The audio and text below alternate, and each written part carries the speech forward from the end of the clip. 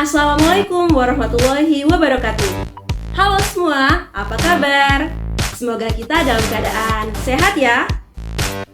Berjumpa lagi dengan saya, Maria Ulfa. Pada video kali ini, saya akan menjelaskan tentang notasi penulisan ilmiah. Simak terus video ini ya.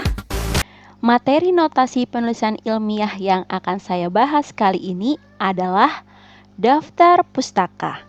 Kalau di materi sebelumnya saya membahas tentang catatan kaki atau footnote, daftar pustaka juga memegang peranan yang penting dalam karya ilmiah yang ditulis oleh seorang peneliti. Karya ilmiah yang baik selain mencantumkan sitasi dengan menggunakan footnote atau catatan kaki, itu juga memerlukan pencantuman daftar pustaka. Daftar pustaka itu memuat semua sumber tertulis yang dijadikan rujukan oleh seorang peneliti dalam karya ilmiah yang dibuatnya, di mana sumber tertulis tersebut yang pernah dikutip dan digunakan dalam penulisan karya ilmiah. Semua sumber tertulis tersebut tercantum dalam uraian dan harus dicantumkan dalam daftar pustaka. Nah, perlu diingat, sumber-sumber yang tidak pernah digunakan dalam sitasi penulisan karya ilmiah itu tidak perlu dicantumkan dalam daftar pustaka. Maka secara otomatis apabila kalian mencantumkan sitasi dari buku ataupun dari artikel pada jurnal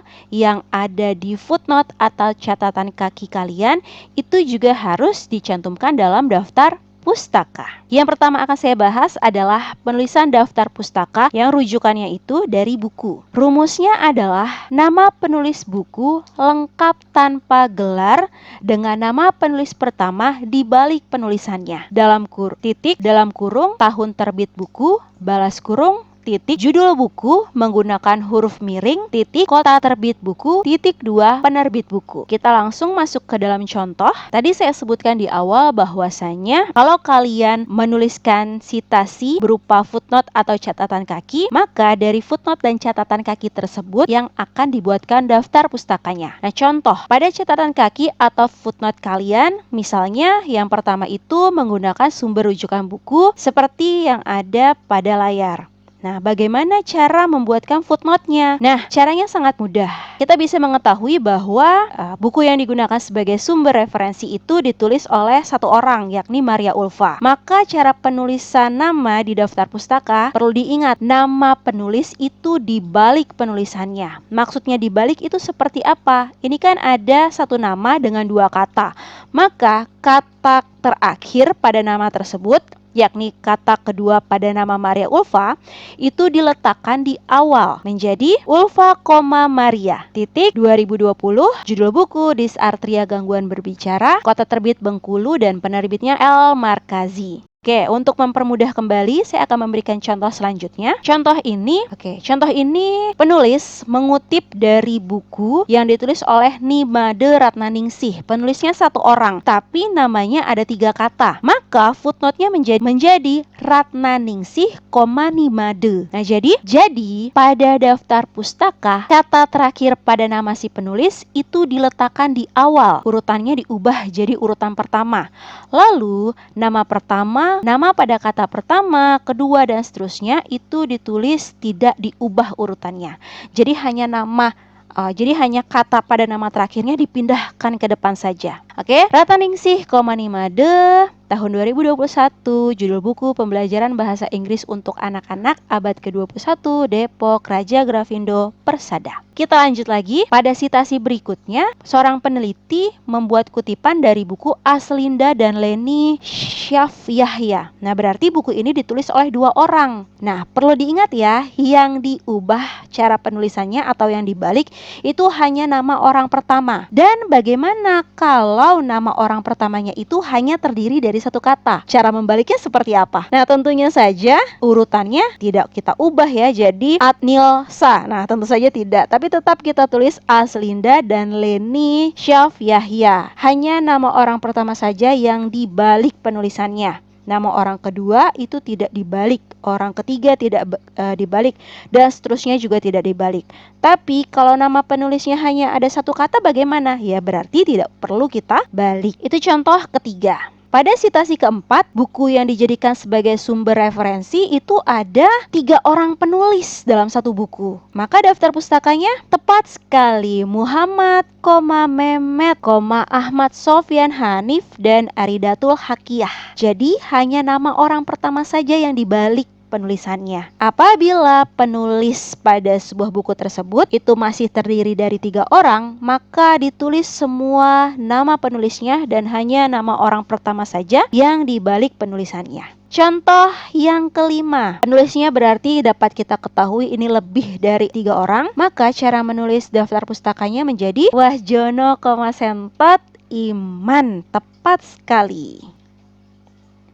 Oke, bagaimana kalau sumber referensi yang kita gunakan pada citasi yang kita buat itu di karya ilmiah kita bersumber dari artikel pada jurnal? Nah, cara menulis daftar pustakanya seperti apa? Caranya adalah untuk nama penulis masih sama, nama penulis artikel lengkap tanpa gelar dengan nama penulis pertama di balik penulisannya dalam kurung tahun terbit artikel pada jurnal, lalu tanda kutip judul artikel yang dikutip, lalu titik nama jurnal, baru menggunakan huruf miring, sertakan juga volume dan nomor artikel pada jurnal, lalu sertakan halaman artikel pada jurnal, dan juga sertakan alamat DOI atau tautan atau linknya.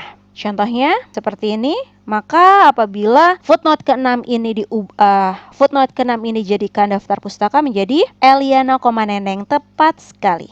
Jadi untuk nama sama seperti sumber rujukan dari buku ya. Yang membedakan hanya dari adanya judul artikel, adanya nama jurnal, volume, nomornya, lalu halamannya, dan alamat DOI-nya. Nah, perhatikan untuk footnote dan daftar pustaka yang bersumber dari artikel pada jurnal. Kalau pada footnote di sini halamannya 42.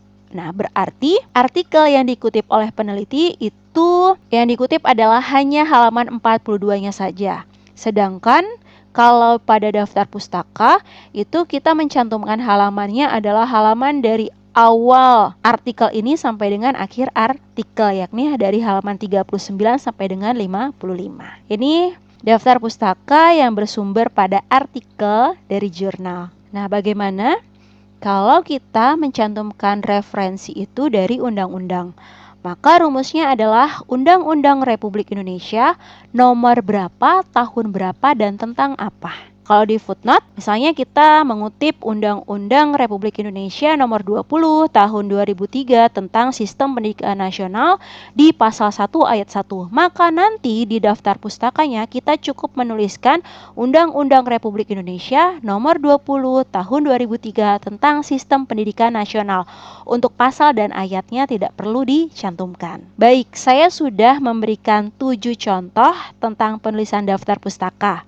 Nah, dari ketujuh contoh tersebut kita akan menggabungkannya menjadi daftar pustaka yang utuh. Nah, maka sebagai seorang peneliti, maka caranya adalah dari daftar pustaka yang sudah kita buat sebelumnya, pada daftar pustaka yang ditulis di akhir karya ilmiah oleh seorang peneliti, perlu diingat, daftar pustaka tersebut harus disusun berdasarkan alfabetis. Dan susunannya pun itu setelah nama penulisnya dibalik ya.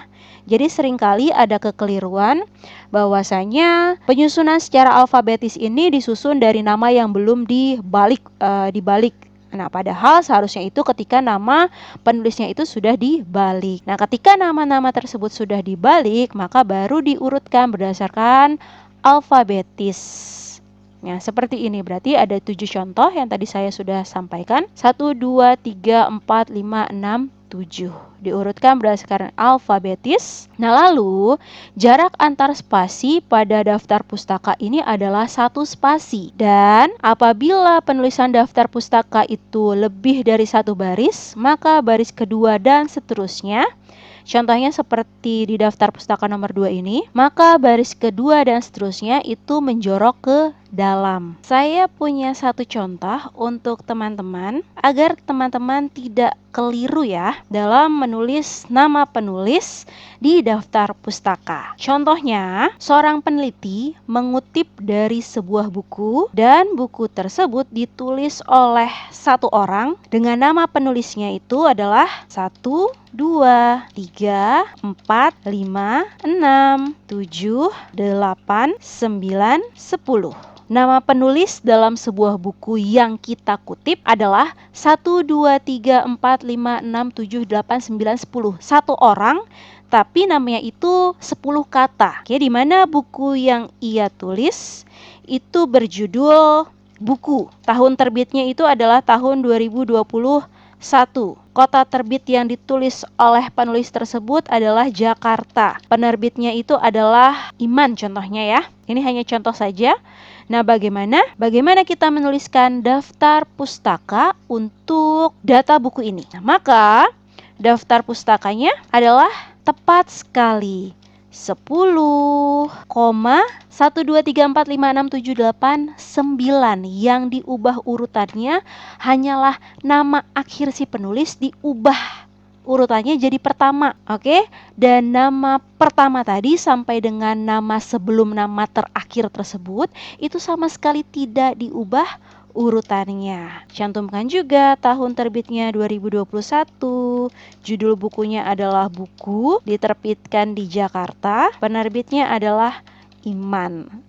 Oke? Untuk nama penulis kedua, ketiga, dan seterusnya itu tidak perlu diubah urutannya. Hanya nama orang pertama saja, hanya nama penulis pertama saja yang diubah urutannya.